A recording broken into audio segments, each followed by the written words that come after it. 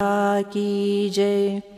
सबिंदु सिंधु सुस्खलत्तरंगभंगरंजितं द्विषस्तु पापजात जातकारि वारि संयुतं कृतान्तदूतकालभूतभीतिहारि वर्मदे त्वदीयपादपङ्कजं नमामि देवि नर्मदे।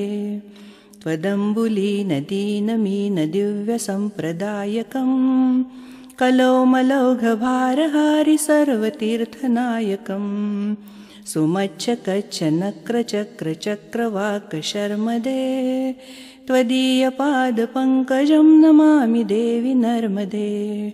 महागम्भीरनीरपूरपापधूतभूतलं ध्वनत्समस्तपातकारिदारितापदाचलं जगल्लये महाभये मृकुण्डसूनहर्मदे त्वदीयपादपङ्कजं नमामि देवि नर्मदे।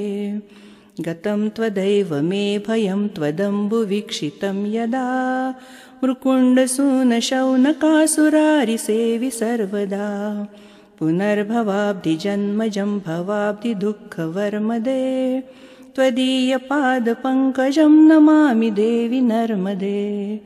अलक्ष्यलक्ष्यकिन्नरामरासुरादिपूजितं सुलक्षनीरतीरधीरपक्षिलक्ष्यकूजितं वसिष्ठशिष्टपिप्पलादकर्दमादिशर्मदे त्वदीयपादपङ्कजं नमामि देवि नर्मदे।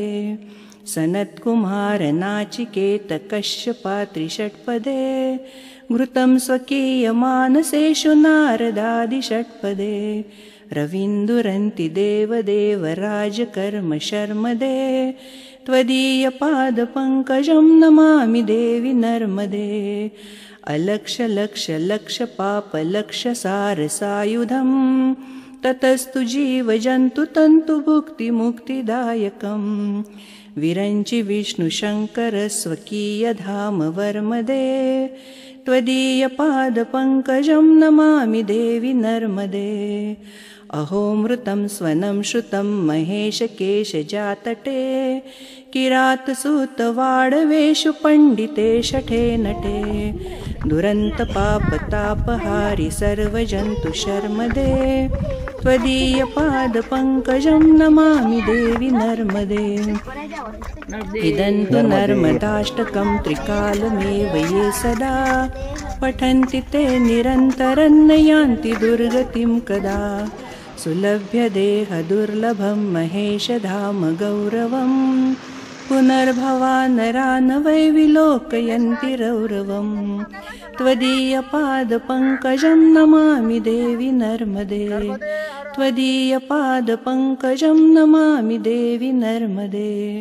त्वदीयपादपङ्कजं नमामि मातृ नर्मदे। नर्मदा मैया की जय।